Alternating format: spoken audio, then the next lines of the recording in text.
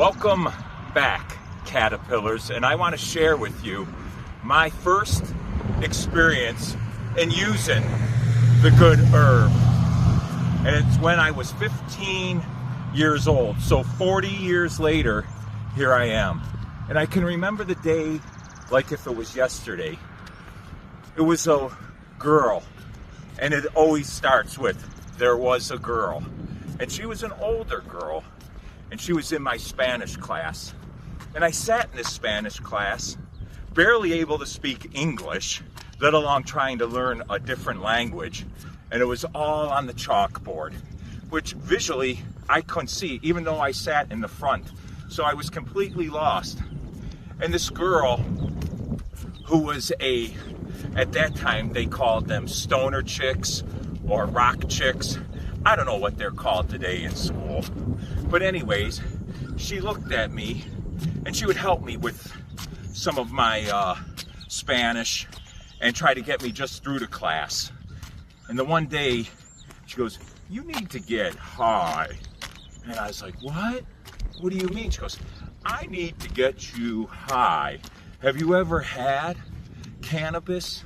I think she called it marijuana. Marijuana, to be honest with you. And I'm like, I don't know, and I was taught with all the health classes and everything, well, it was a gateway drug, and they pounded this in you. And so I was afraid. And she goes, "We'll leave school." I was like, really? I never did anything like this. 15 years old, trying to fit in as best as I can, as we all try to do. And I'm legally blind, not being able to see in school. And she's going to take me out of school. And I said, that sounds great. She had her own car. So I ended up going with her.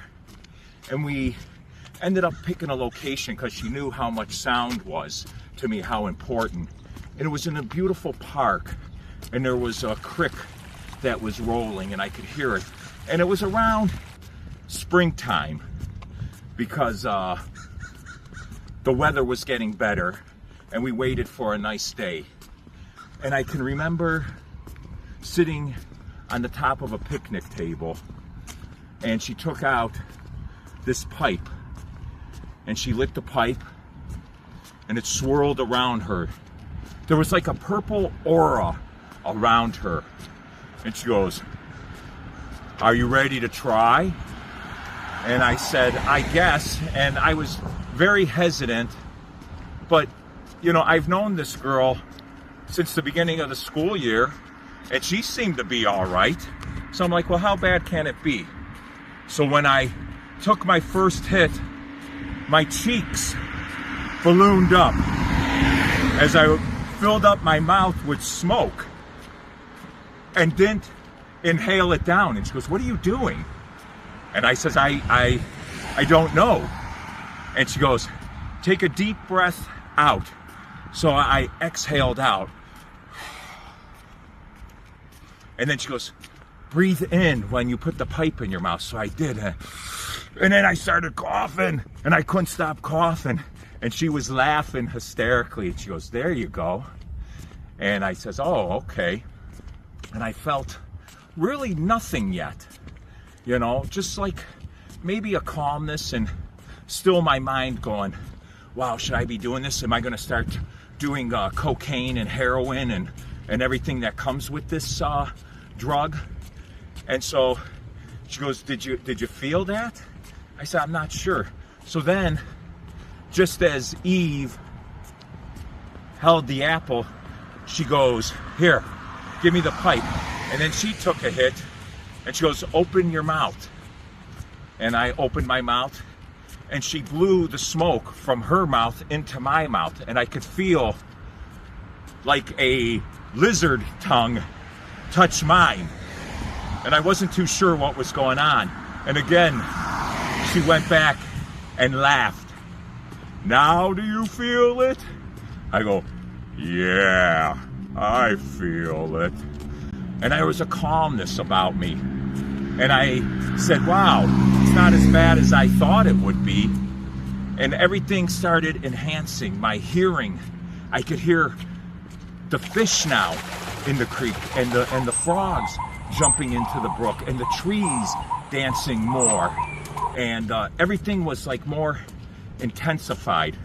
But I wasn't too sure that I was really getting, you know, the effects that I was supposed to, because I was expecting something so much more that I wasn't going to be in control.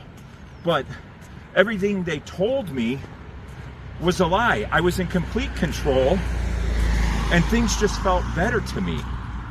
My vision seemed more in color, where color seemed more vibrant that I couldn't see before. And the plant kind of knew what it needed for me, you know, visually.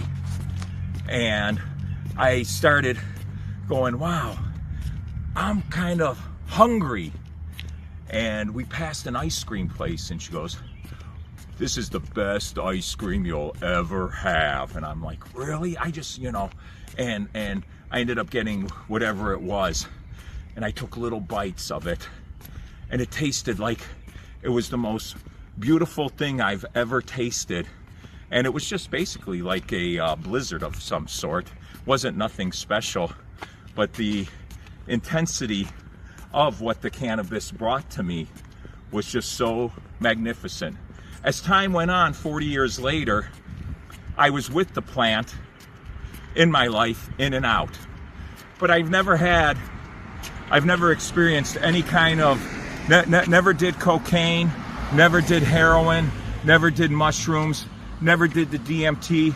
I'm full of DMT, I don't need it, but it opened me up to get to this point, to make this with you. So that's why I owe cannabis 40 years later to be here with you, sharing with you. If you felt this and you want to share your experience, do it. I want to know everything about it, because that's what we're doing, is growing in the garden and sharing what the plant gives to all of us. You know what I'm saying, and you know what I mean. And if I don't, then that's up to me. I'm not a YouTuber. I'm just a guy that's just growing with you.